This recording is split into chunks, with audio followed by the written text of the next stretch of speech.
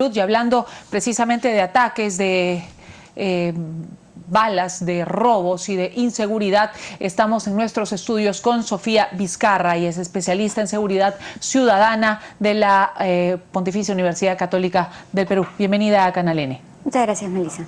Bueno, acabamos de justamente informar sobre el estado de salud de un ataque que nos ha consternado a todos, porque tenemos las imágenes, las estás viendo en pantallas, y eso es lo que queremos analizar contigo: la rapidez, la efectividad con la que operan, en este caso, los delincuentes. Son 8 delincuentes que parecieran tenerlo todo fríamente calculado. Llegan en 4 motocicletas, son 8 en total. 4 manejan las motos, 4 se encargan de asaltar a 4 cambistas y hieren a 2. Contigo analizamos las imágenes. Sí, de hecho lo que podemos ver, y este ataque nos dice, es que hay algo que están cambiando en la delincuencia en el Perú.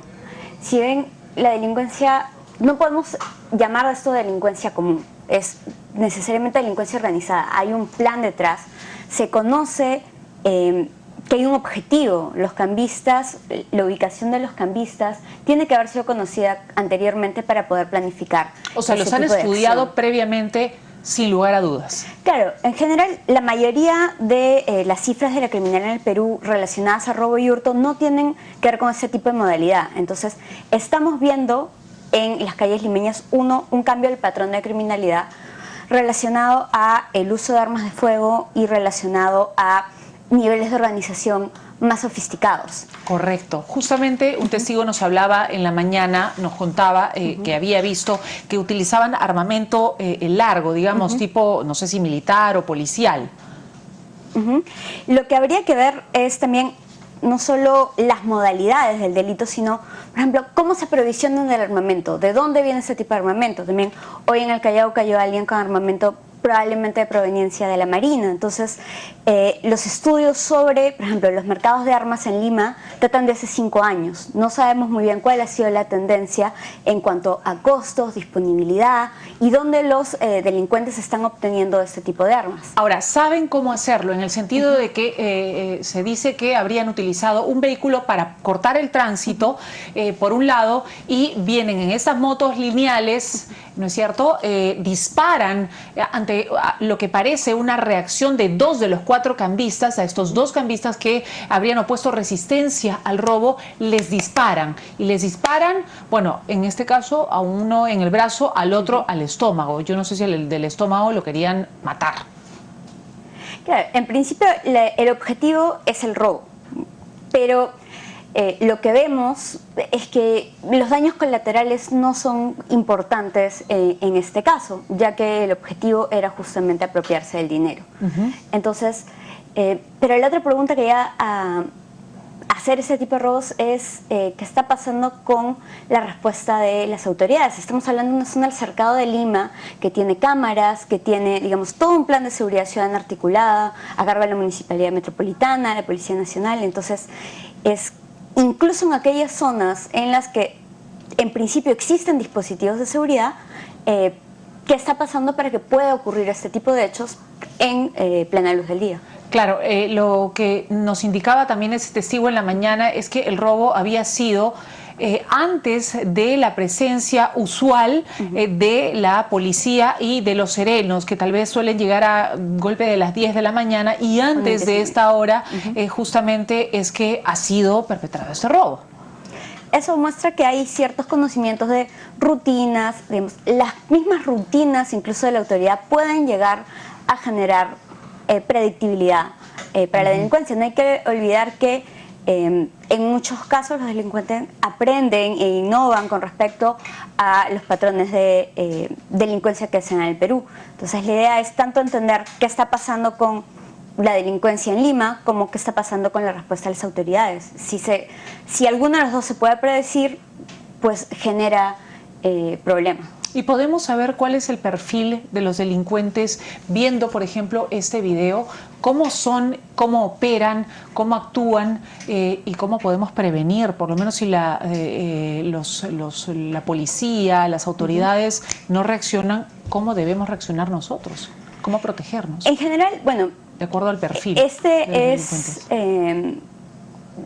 No se pueden establecer perfiles exactos, pero sí hay algunas cosas como que sobre todo pueden investigar las autoridades, como dónde aprendieron a usar armas de largo alcance. Las armas de largo alcance no es algo que uno emplea en el día a día. Claro. Y lo otro es con respecto a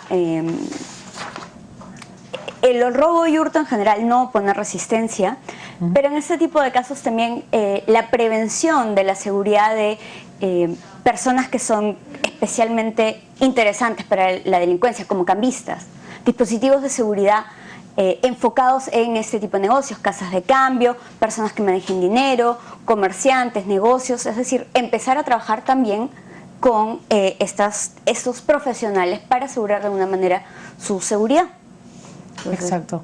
Exacto. Ahora, no solamente tiene que ver el tema de la delincuencia con los cambistas. Parece que hay dos puntos ahora que los delincuentes han tomado, ¿no es cierto? Por un lado, los más profesionales están dirigidos hacia los cambistas con ataques certeros. Mueran o no mueran, porque lo vimos en San Isidro hace algunas semanas atrás, una persona ya de la tercera edad que se había dedicado durante muchísimos años en San Isidro a justamente el intercambio de dólares, cambista, él terminó falleciendo, producto justamente del ataque de un delincuente. Nadie reaccionó en esa zona, no había seguridad en la zona y eran también horas más o menos del mediodía o de la tarde. Pasa lo mismo aquí. Esta es delincuencia organizada. ¿Qué pasa con la delincuencia no necesariamente conocida como organizada? Aquella que va y apunta hacia los estudiantes, últimamente, como estamos viendo, que son también bastante vulnerables. Exacto, la delincuencia, lo que conocemos como delincuencia común, también está cambiando. En algunos casos hay el asalto a mano armada y en esos casos lo mejor es no poner resistencia. Nada de lo que se en las mochilas vale el precio de una vida, nada. Y en esos casos, en general, lo que pasa en las últimas semanas ha sido raro con respecto a lo que pasa en el país. ¿Por qué raro? Porque no se usa normalmente el arma de fuego. En general se amenaza con arma de fuego, pero si vemos ya las cifras generales, los robos con arma de fuego representan un pequeño porcentaje del total de robos y hurtos. ¿Por qué? Porque en general las personas que cometen robos y hurtos no son delincuentes profesionales, a diferencia de lo que hemos visto hoy en el barrio chino. Entonces, aquel que no es un delincuente profesional no necesariamente va a tener ni el expertise, ni el conocimiento, ni la motivación de usar un arma de fuego. Entonces, la pregunta también está en por qué y quiénes están usando armas de fuego ya en asaltos que normalmente no se necesitaba. Es decir, que se estarían armando, profesionalizando y equipando mejor a los que conocíamos como raqueteros, que no siempre utilizaban armas. Ahora son más peligrosos que antes. Ahora es una tendencia muy reciente. Aún no podemos, digamos, a ciencia cierta confirmar, pero los últimos casos nos dicen que hay ciertos cambios en los patrones de la delincuencia. Habría que siendo ver, más peligrosos. Siendo más peligrosos. Que no nos acerca a otras ciudades latinoamericanas aún, pero es necesario aprender de las lecciones de otras ciudades latinoamericanas. Es necesario aprender de lo que ha pasado en Sao Paulo, de lo que ha pasado en México. No porque nos estemos convirtiendo en estas ciudades, pero porque estas ciudades ya pasaron por procesos violentos y tienen maneras de prevenirlo, tienen maneras de combatir la delincuencia. Pero en ese sentido yo pienso particularmente que no se puede comparar, por ejemplo, Sao Paulo o Brasil con la cantidad de población que tienen comparado con la cantidad de población que tiene el Perú. O no se puede comparar el Perú con El Salvador, con las maras salvatruchas, que son un fenómeno que, si bien aquí en el Perú no existen, no quiere decir que no exista delincuencia en el Perú y que siempre hablamos de una sensación. No. Existe y, digamos, la población limeña vive en el día a día robos de celulares. En esta semana, por ejemplo, a 2 amigas mías les robaron el celular. Entonces, es algo que forma parte... ¿Con arma o sin arma? No, sin arma.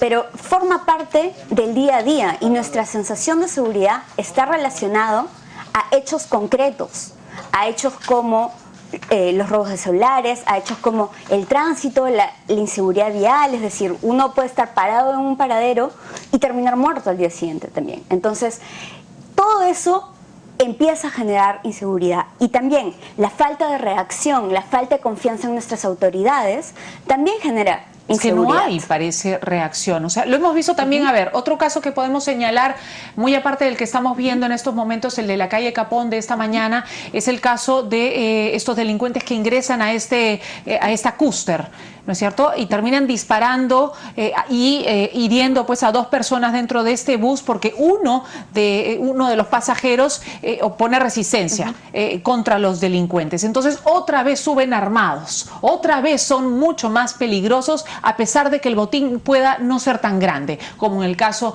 que hemos visto de la mañana en el barrio chino.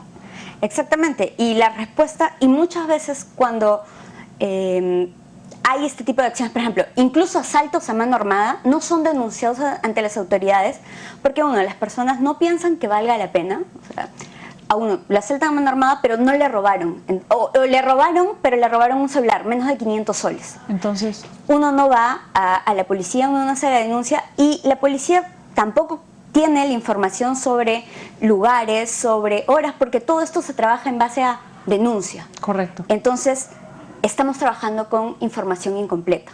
Se ha venido avanzando en encuestas de victimización que revelan un poco más la situación real del Perú. Estamos en alrededor de 30% de victimización, lo cual sí nos coloca entre los países con victimizaciones más altas de la región. ¿A qué te refieres con victimización? O sea, por un lado hay nivel de denuncia, que es lo que efectivamente se registra en las autoridades. La victimización son encuestas que se hacen a la población para preguntar si han sido víctimas de algún hecho delictivo en el último mes, hayan o no denunciado. Correcto. Entonces, de ese total de encuestados, 30% ha sido víctima de algún hecho delictivo y en general alrededor del 15% lo ha denunciado. Entonces, incluso las autoridades tienen información incompleta sobre la cual actuar. O sea, se puede decir que solamente la mitad de aquellos que son asaltados todos los días denuncia. Menos de un cuarto. Menos de un cuarto de los que han sido asaltados lo denuncia. Exactamente. ¿Y por qué no lo denuncia? Porque en muchos casos, cuando lo denuncian y los montos son menores, la policía no los toma en consideración. No pasa nada. Por otro lado, si vemos los censos de comisarías y las últimas cifras que nos han dado, la situación de nuestra policía en muchos lugares es precaria, ni siquiera tienen cómo asentar la denuncia, no tienen personal disponible.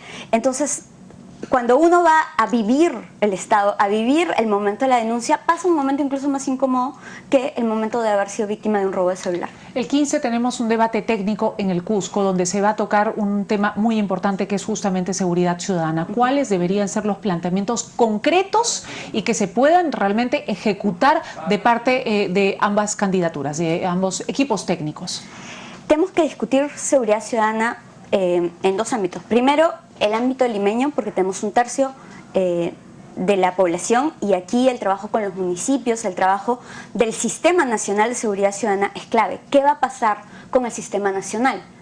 Es un sistema que está un poco dormitado en los últimos años, donde el trabajo no ha sido articulado, coordinado, el patrullaje integrado se aplica no en todos los distritos, por ejemplo. Y el otro ámbito en el que hay que reflexionar, bueno, aparte de la seguridad ciudadana en ciudades intermedias, en el interior del país, porque en el interior del país también se están registrando casos y no se puede tratar de igual manera una metrópolis que ciudades pequeñas y ciudades intermedias. Cada uno tiene que tener estrategias específicas. Y el otro tema es el tema del crimen organizado. Somos un país con distintos tipos de actividades ilegales que vienen operando en el país desde los últimos años. Narcotráfico, tal ilegal, minería ilegal. Y sobre esos también necesitamos estrategias y planteamientos concretos. Son cosas que deberíamos debatir. Lo que teníamos en imagen era definitivamente crimen organizado. Me refiero al ataque de esta mañana en el barrio chino o de repente lo que hemos visto hace algunas semanas con el ataque también a cambistas en San Isidro donde muere un cambista. ¿Cómo se puede enfrentar? ¿Qué acciones inmediatas debería tomar la autoridad, en este caso la policía? Lo primero es temas de inteligencia. El crimen organizado se combate con inteligencia. Fortalecer la inteligencia en el sector público y la policía. Tenemos una DINI desactivada desde hace cuánto tiempo, un sistema de inteligencia nacional que nunca se reconstruyó. Entonces, el trabajo de inteligencia, no solo de colecta información, pero realmente integrar, procesar y actuar en base a inteligencia es clave. La policía lo ha estado haciendo, pero no es suficiente. La propia policía conoce que tiene carencias en lo que es policía de investigación.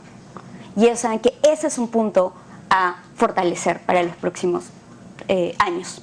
Ahora, si bien se ha repetido bastante, nunca está de más decirlo, en todos los casos en los que se ha visto disparos certeros, directos a una víctima, ha sido porque éste ha opuesto algún tipo de resistencia, sea resistencia contra el robo, sea resistencia por defender de repente a la pareja, en fin, han habido muertos, han habido heridos, pero siempre ha sido por algún tipo de resistencia. Entonces, ¿cuál sería la recomendación, además de obviamente no poner resistencia?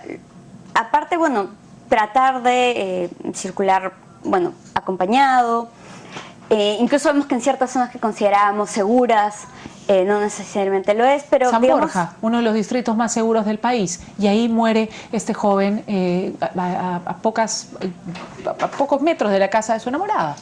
Exactamente, siempre ir con precaución, pero tampoco dejar de hacer nuestra vida cotidiana. Es necesario, incluso por nuestro propio bienestar personal, tratar de encontrar un balance, tratar tampoco, como decía, las rutinas no siempre son beneficiosas.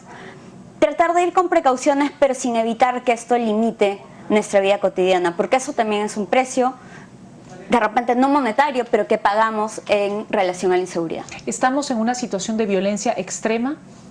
No, estamos lejos de estar en contextos de violencia extrema, pero sí estamos en el momento de comprender qué está pasando en el país, de entender cómo se puede evitar más hechos de violencia y entender qué clase de criminalidad tenemos en el país.